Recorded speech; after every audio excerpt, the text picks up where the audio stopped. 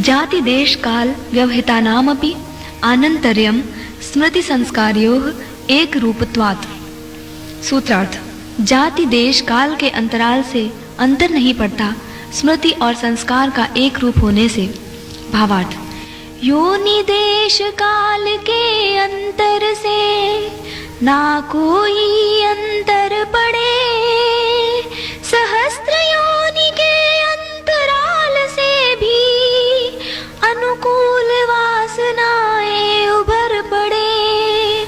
कृत कर्मों के संस्कार एवं स्मृति में तादात्म्य रहे, जैसे कंप्यूटर स्मृति कक्ष से उपयुक्त आंकड़े प्रस्तुत करे, जैसे कंप्यूटर माइक्रोचिप में कोटि कोटि आंकड़े न्यस्त रहे, वैसे कोटि कोटि पुनर्जन्मों की वासनाएं कारण शरीर में सुप्त रहे। शास्त्रकार संक्षेप में यहाँ पूर्व जन्म सिद्धांत वर्णन करे। 84 लाख योनियों में जीव आवागमन करे, जब तक कि जन्म मृत्यु चक्र का ना निवारण करे और आदि स्रोत की गोद में जाकर निवास करे। कभी कभी पूर्व जन्मों की स्मृतियाँ उभर आती है अनायास, तथ्यों आंकड़ों अनुभवों से कराती है पुनर्जन्म सिद्धांत में विश्वास। रोजमेरी आंग्ल कन्या दिवंगत नोना से थी ग्रस्त, नोना कहे किसी पूर्व जन्म में मिस्र में थी निवस्थ।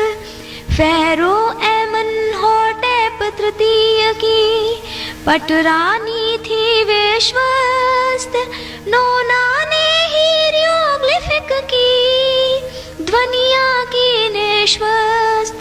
हॉवर्ड ह्यूम ने रोजमेरी मिस्ट्री शब्दावली की प्रशस्त, डॉक्टर फ्रेडरिक वुड कह उठे यह पूर्व जन्म कथा थी विश्वस्त।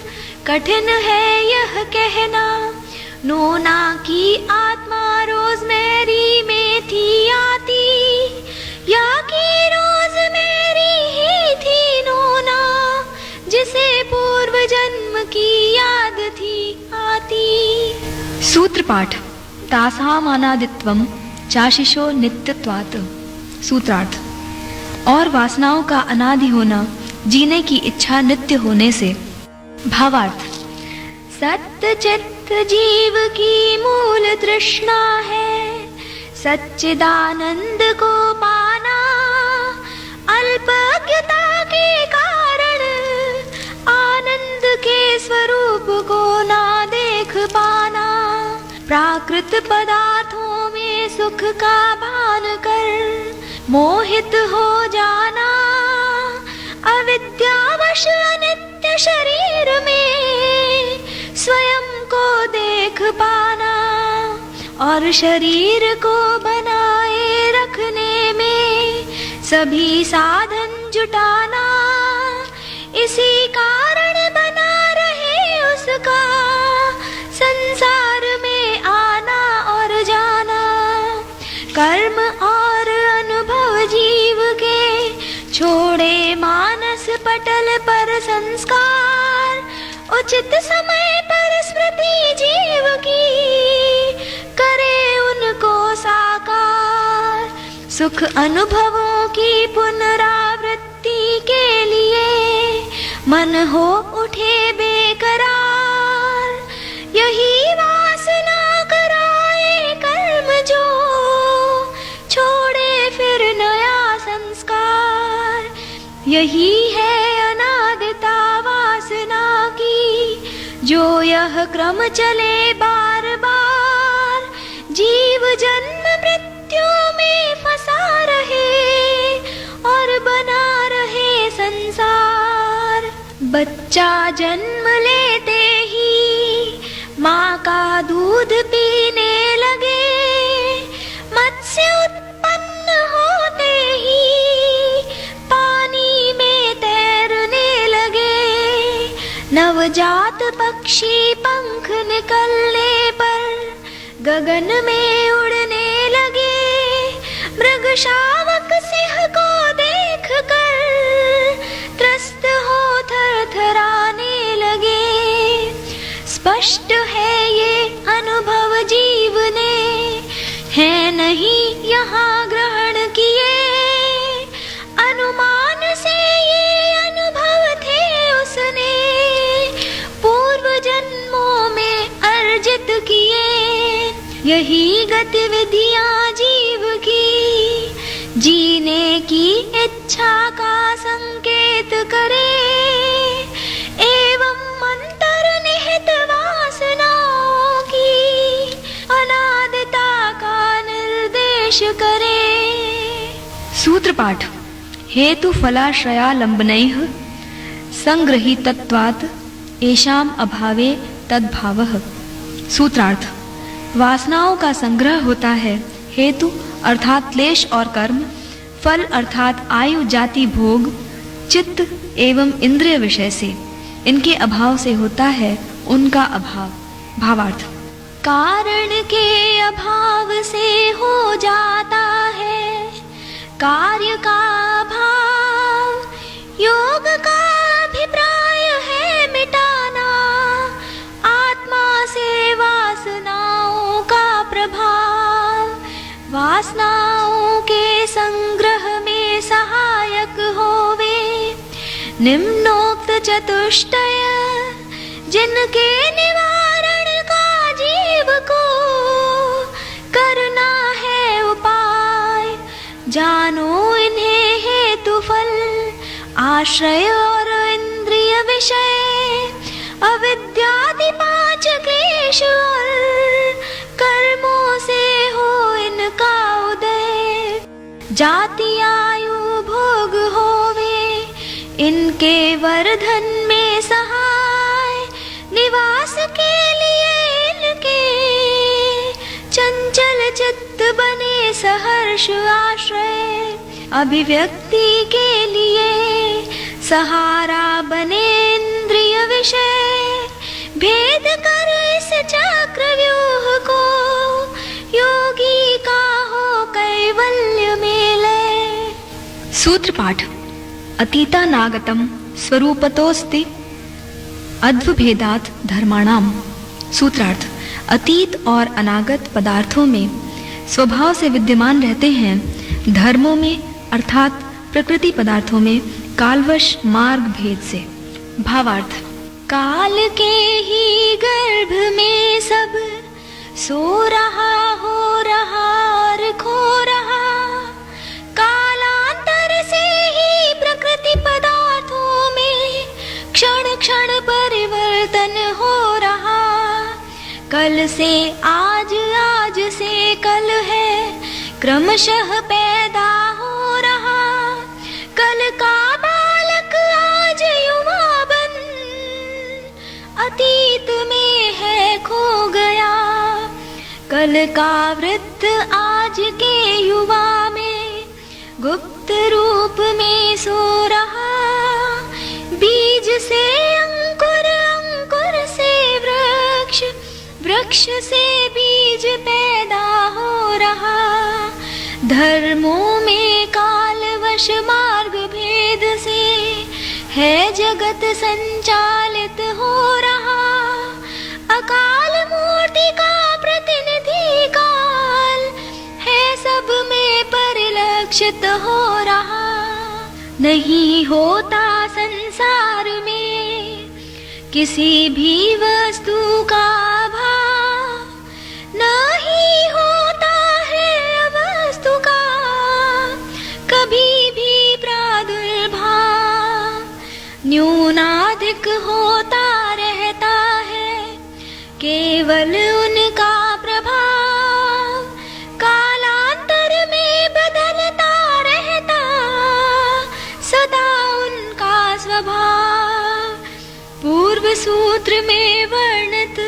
वासनाओं का अभाव नहीं नितांत अभाव, पुरुष विमुक्त एवं कारण लीन होने से हुआ उनका तिरोभाव। यथा समय उपयुक्त वातावरण में पुनः हो प्रादुर्भाव, यही है अतीत अनागत का धर्मों में बने रहने से भाव। सूत्र पाठ। ते व्यक्त सूक्ष्म गुणात्मानः। सूत्रार्थ। वे व्यक्त सूक्ष्म प्रकृति के रूप हैं सत्व रजस तमस के स्वरूप। भावार्थ। जैसे सात सुर मिलकर रचे संगीत की तरंग और छह रस बने स्वादिष्ट भोजन का भिन्न अंग, या तीन मूल रंग दिखाए दुनिया रंग बिरंग, वैसे तीन गुण प्रकृति के रचे संसार की शतरंज। सत्व रजस और तमस प्रकृति के गुण कहलाए, शांत घोर व मोड़ भी वे क्रमशः जाने जाए। रूप इनका कभी भी न प्रत्यक्ष देख पाए, पर समस्त प्रकृति पदार्थ इनके अंकुश में आए। भौतिक शास्त्र इन्हें कंपन गति व स्थिति से जाने, अणु की गुठली में भी ये सक्रिय पाए जाए। वर्तमान या दृश्य पदार्थ व्यक्त कहलाए, अतीत अनागत व दृश्य सूक्ष्म श्रेणी में आए। गुणों के प्रभाव से विविध पदार्थ दृष्टि में आए, अन्यथा प्रकृति माता की गोद में सो जाए। सृष्टि उत्पत्ति से पूर्व गुण साम्यावस्था में पाए जाए, सृष्टि उत्पत्ति पर ही ये अपना भरसक कर तब दिखाए। सूत्र पाठ। परिणामैकत्वात् वस्तुतत्वम्। सूत्रार्थ। गुणों के परिणामों की एकता से है वस्तुओं की एक रूपता। भावार्थ। जैसे बत्ती तेल और अग्नि मिलकर एक दीपक बने, या ऑक्सीजन और हाइड्रोजन मिलकर एक बूंद पानी बने, विविध कलपुर्जे मिलकर एक वायुयान बने, वैसे गुणों के परिणाम विशेष से विविध पदार्थ बने। पिंडे ब्रह्मांडे का महावाक्य है, चरितार्थ हो रहा जो कुछ है इस शरीर में, है विश्व में चक्रित हो रहा। त्रिगुणात्मक प्रकृति का है यह सब खेल रचा, गुणों के विविध परिणामों से है विविध संसार रचा। विविध पदार्थ संसार के हैं मॉलिक्यूल से बने हुए, वे मॉलिक्यूल्स हैं परमाणुओं से गढ़े हुए। परमाणुओं में है इलेक्ट्रॉन तथा न्यूक्लियाई धसे हुए, उनके भी भीतर है प्रोटॉन्स न्यूट्रॉन्स घूम रहे, और ये सब है निश्चित परिधि में घूम रहे। प्रकृति के रहस्य को है वे वक्षस्थल में छुपाए हुए। संगति। जैसे पिता अंगुली पकड़ कर पुत्र को एक एक सीढ़ी चढ़ाता है, वैसे सूत्रकार साधक को योग भूमियों में ऊपर उठाता है। वर्णित किया था पूर्व सूत्रों में प्रकृति का स्वरूप, अब सूत्रकार वर्णन करे चित्त का स्वरूप। सूत्र पाठ। वस्तु साम्ये चित्त भेदात् तयोर विभक्तः पंथाः। सूत्रार्थ। वस्तु के साम्य अर्थात प्रकृति रूप होने पर भी चेतना के भेद से उन दोनों का अर्थात चित्त और पदार्थ का रास्ता अलग अलग हो जाता है। भावार्थ। अन्य प्राकृत पदार्थों की भांति चित्त भी है प्रकृति रूप, चैतन्य आत्मा सानिध्य से प्राप्त करे विशिष्ट स्वरूप। पदार्थों की तुलना में दिख पाए चेतन स्वरूप, स्वयं पदार्थ होता हुआ भी देखे पदार्थों का रूप। कराए सैर जगत की जीव को अपनी इच्छा अनुरूप, प्रकृति और जीव के संयोग का चित्त है साधन अनूप। मदिरा प्याला देख मुग्ध हो, एक उस पर लपक पड़े, दूसरा उसे विष समझकर सानिध्य से भाग पड़े। अन्य तटस्थ मुद्रा में खड़ा उन दोनों पर हंसे, चित्त स्थिति अनुरूप ही विविध बिंब परिलक्षित हुए। संगति। चित्त विमुक्ति के लिए आवश्यक है चित्त स्वरूप का विवरण, आवश्यक नहीं यहाँ पुनः प्रकृति पदार्थों का विवरण। निम्न सूत्र में पदार्थ अस्तित्व का लाया गया नया प्रकरण, प्रक्षिप्त लगने से नहीं मिलता कुछ सूत्र पाठ में इसका विवरण। सूत्रकार ने नहीं किया कहीं भी अमान्य धारणाओं का खंडन, असंगत प्रतीत होता है क्षणिक विज्ञानवाद का खंडन।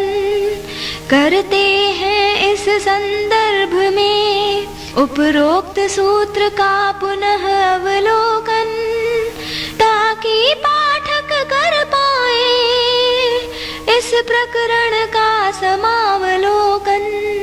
यदि तीन गुणों के सन्निवेश से है मदिरा प्याला बना, क्यों तीन चित्त देखते नहीं उसे एक सा बना हुआ। विज्ञानवादी शंका करे वह माया से है बना, न माने अस्तित्व उसका जो केवल चित्त में है बना।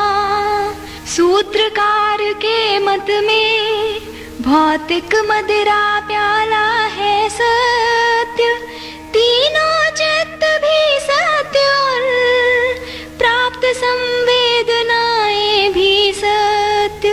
मदिरा प्याला है त्रिगुणात्मक प्रकृति कृत सत्य, कल्प से आत्मा से संबद्ध होने से है चित्त भी सत्य।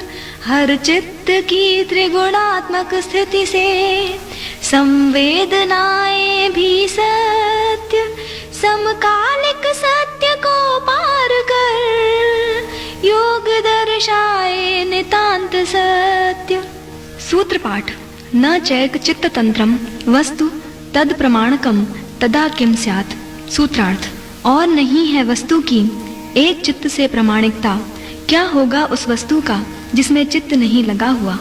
भावार्थ पदार्थ की सत्ता का प्रमाण एक चित्त में नहीं मान सकते, यदि ना लगा हो चित्त पदार्थ में, कैसे सत्ता उसकी जान सकते।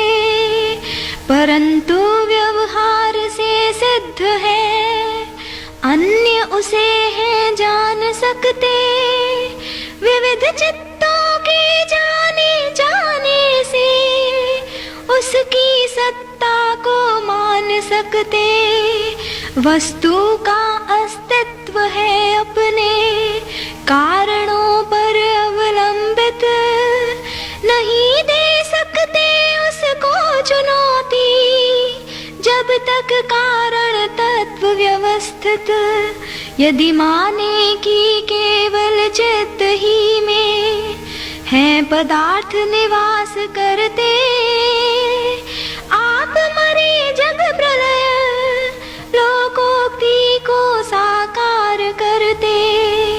संगति नहीं है योग का विषय पदार्थ की सत्ता को सिद्ध करना, योग का विषय है चित्त को विषयों से हटा समाधि में स्थित करना। इसी संदर्भ में वर्णित है चित्त का वस्तु ज्ञान का पाना, और अंततः विषय विमुख हो सर्वथा निरुद्ध हो जाना। सूत्र पाठ तदुपरागापेक्षित्वात् चित्तस्य वस्तु ज्ञाता ज्ञातम।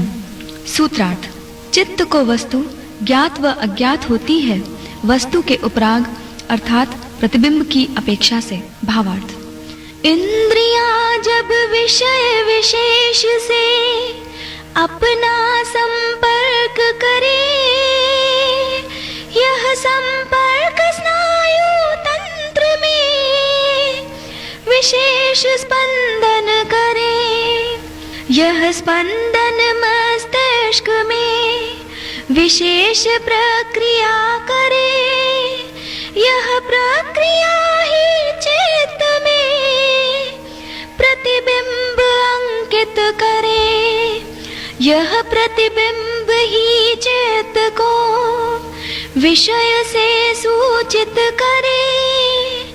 गहराई के अनुपात से इसकी चित्त ज्ञान अर्जित करे। कभी कभी ऐसा भी होता है एहसास, ढोल खूब जोर जोर से बज रहा है पास, पर चित्त को होता नहीं उसका आभास, क्योंकि चित्त का है हुआ अन्य विषय में न्यास। चित्त के अनुराग से होगी वस्तु उसको ज्ञात, अन्यथा समक्ष रहते हुए भी रहेगी वह अज्ञात। सूत्र पाठ सदा ज्ञाताः चित्तवृत्तयः तत्प्रभोः पुरुषस्य अपरिणामित्वात्। सूत्रार्थ सदा ज्ञात रहती हैं चित्त की वृत्तियां उसके स्वामी आत्मा को अपरिणामी होने से। भावार्थ जैसे पुत्र पिता के घर को अपना ही घर कहता है, वैसे चित्त आत्मार्जित ज्ञान को स्वार्जित ही कहता है। चित्त त्रिगुणात्मक जड़ होने से केवल है दर्पणवत, सभी बिंब इस पर पड़े होते आत्मा से दृष्टिगत। बाह्य वस्तु के आकार में चित्त होता परिणत, चिति देखे चित्त को जो हुआ परिणामगत चित्त की सभी वृत्तियां रहे आत्मा को स्मरण। जन्म जन्मांतरों की चित्त परिस्थितियां का ना हो विस्मरण। परिवर्तनशील शरीरों में वही है अपरिणामी तत्व। परिवर्तनों को देख सकता जो हो अपरिवर्तनीय सत्य। सूत्र पाठ न तत्स्वाभासम दृश्यत्वात्। सूत्रार्थ वह चित्त स्वप्रकाश या चेतन नहीं, दृश्य अर्थात जड़ होने से। भावार्थ बाह्य विषयों के अनुरूप परिणत होता है चित्त। क्रुद्ध दुखी एवं भयभीत पदार्थों से होता है चित्त। परिणामी होने से है दृश्य अथवा जड़ यह चित्त। नहीं स्वयं को जान सकता, प्रकाश स्वरूप नहीं है चित्त। चेतन स्वरूप आत्मा है, सूर्य सम स्वप्रकाशवान। चित्त है चंद्र समझो, सूर्य किरण से हो दे दीप्यमान। चित्त पुरुष सानिध्य से हो सदा प्रकाशवान। जो पदार्थों को बिंबित करे दर्पण के समान। सूत्र पाठ एक समये चोभयान अवधारणम। सूत्रार्थ और एक समय में दोनों का चित्त एवं विषय का अवधारण अर्थात ग्रहण या ज्ञान नहीं हो सकता। भावार्थ चित्त का है यह स्वतः सिद्ध स्वभाव। नहीं ला सकता एक समय में दो वस्तुओं का भाव। चित्त सदा रहता है वृत्तियों से आवृत, क्योंकि यह रहे सदा विषयों से आकृष्ट। कैसे स्वयं को देखे जब है विषयों से लिप्त। विषय विमुख हो यदि हो गया निवृत्त। विरुद्धावस्था में खोए यह अपनी सत्ता। ऐसी अवस्था में कैसे स्वयं को देख सकता। जैसे एक प्याज है परतों से घिरा हुआ, वैसे ही यह चित्त है वृत्तियों से घिरा हुआ। वृत्तियों के अतिरिक्त नहीं है चित्त का